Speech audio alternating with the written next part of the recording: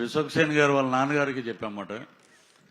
రామ్ చరణ్ గారి ఎంగేజ్మెంట్ అప్పుడు అది బాగా వైరల్ కూడా అయింది. అది అప్పుడు హీరో గారు వస్తున్నప్పుడు ఒక మాట చెప్పాము, ఇతను పెద్ద స్టార్ అవుతారండి ఫ్యూచర్లో అని చెప్పి అలాగే అయ్యాడు ఆయన. ఈ సినిమాలో వస్తున్నారు అనుకుంటా, వచ్చాక మాట్లాడితే బాగున్నాను. చిరంజీవి గారు ఇంకా రావడానికి కొంచెం టైం పడుతుంది. పృథ్వీ గారు మీరు కంటిన్యూ చేసేయచ్చు ప్లీజ్. ఈ మా సినిమా డైరెక్టర్ గారు రామ్ నారాయణ గారికి నిజంగా ఆయనకి కృతజ్ఞతలు తెలియజేయాలి. నేను పిలిపించి క్యారెక్టర్ అండి మన అభిమన్యు సింగ్ గారు ఆపోజిట్గా మేకల సత్య అనే ఒక క్యారెక్టర్ అది.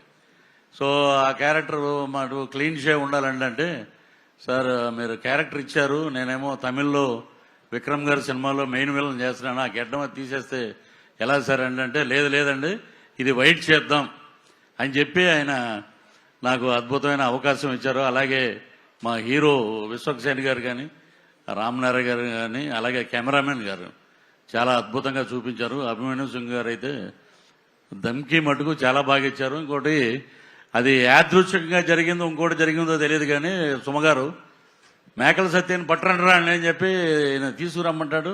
తీసుకెళ్ళి ఒక మేకలు ఉంటాయి గ్యాప్లో, షార్ట్ గ్యాప్లో ఎన్ని ఉన్నాయరా అన్న, ఈ ఒక 70 అండి, ఈ ఒక 80 అండి, 150 ఉన్నాయి మేకలు.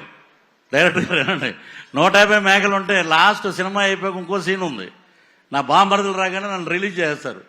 కరెక్ట్గా లెక్కేస్తే 11 ఉన్నాయండి. ఇది ఏమిటో నాకు అర్థం అవ్వాలి. అలాగా మాకు అన్నీ అలాగా సినిమాలో బ్రహ్మాండమైన ఇన్సిడెంట్లు పెట్టారు. అలాగే ఈ సినిమాలో అభిమన్యు సింగ్ గారు అయితే నేను సెట్లో ప్రతిరోజు చెప్పేవాడిని, మీరు అసలు ఎనర్జీ లెవెల్ అద్భుతంగా చేశారండి. ఆయనతో కలిసి పనిచేయటం నిజంగా ఒక అదృష్టం. అలాగే విశ్వక్సేన్ గారు ఈ సినిమాలో ఆ లేడీ గెటప్లో 48 ఫ్రేమ్స్లో ఒక ఫైట్ ఉందమ్మా. మొత్తం సినిమా అంతా ఆ ఫైట్ అంతా అదే 48 ఫ్రేమ్స్లోనే అద్భుతం. అది చూస్తే మటుకు ఫిదా మటుకు సినిమా మటుకు అద్భుతంగా పెద్ద హిట్ అవుతుంది.